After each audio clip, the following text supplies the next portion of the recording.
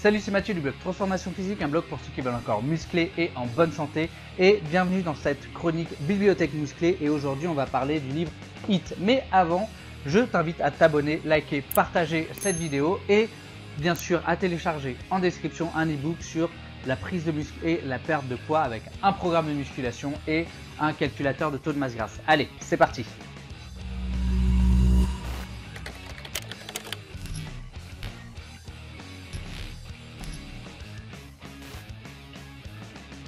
Alors, en tant que pratiquant de musculation, tu as conscience que l'alimentation, c'est quand même un élément important.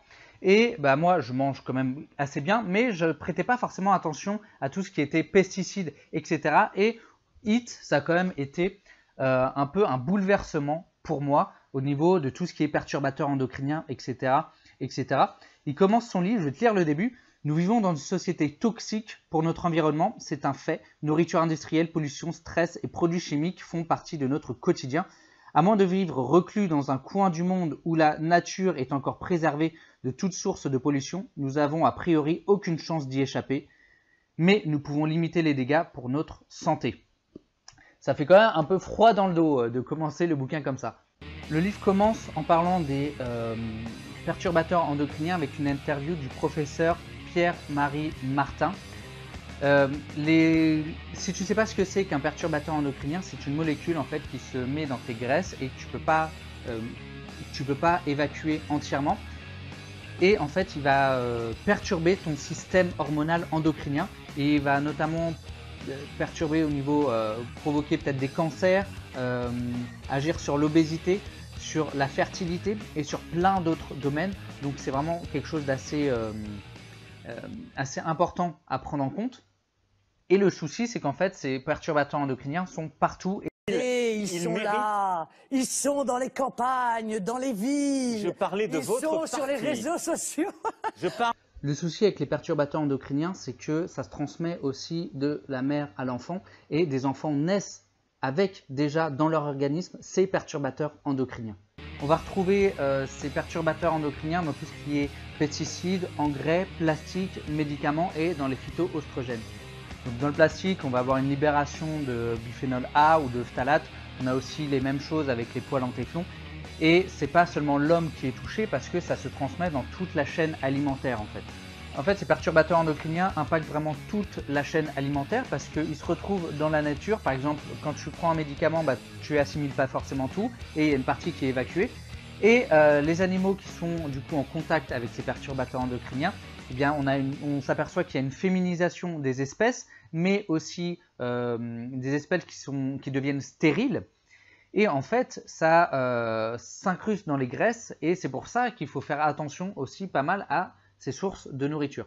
Le souci, c'est que les gens ont de plus en plus conscience de ces problèmes, mais la population souffre d'une sorte de schizophrénie dans le sens où ils veulent consommer le mieux possible, mais le moins cher possible. Et généralement, si tu ne mets pas le prix, tu as la qualité qui va avec, parce que les industriels, ce qu'ils veulent, c'est l'élevage intensif, c'est la rentabilité surtout. Donc, tu te retrouves finalement avec des aliments de piètre qualité et qui ne sont pas forcément bons pour ta santé. Alors là, on va s'éloigner un petit peu de la partie musculation et nutrition.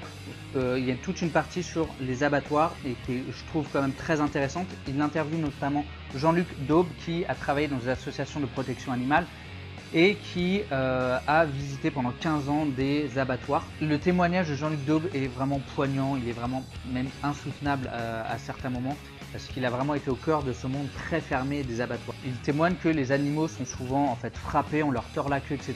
pour les faire avancer. Et il y a une règle dans un abattoir, c'est que tout animal qui rentre dans un abattoir ne doit pas ressortir de l'abattoir vivant.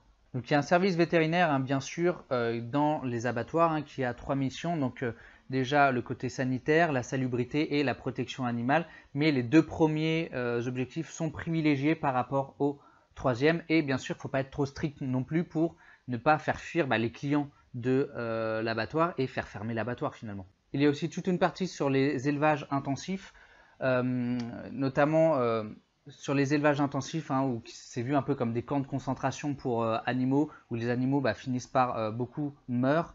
Il y en a qui sont vraiment dans de sales états. Je t'invite à aller voir les vidéos de l'association L214, c'est assez flagrant. Bon, tous les élevages bien sûr ne sont pas comme ça, mais il y en a qui le sont et bon, ça existe, hein. Du coup, les animaux s'agressent entre eux parce qu'ils n'ont pas assez de place.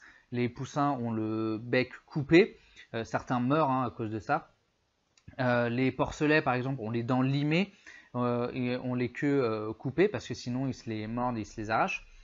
Donc voilà, et tout ça c'est fait à vif, hein, bien sûr, donc les animaux souffrent énormément pendant le processus. Et aussi il y a la façon de nourrir les animaux, etc., qui impacte bien entendu la qualité de la viande.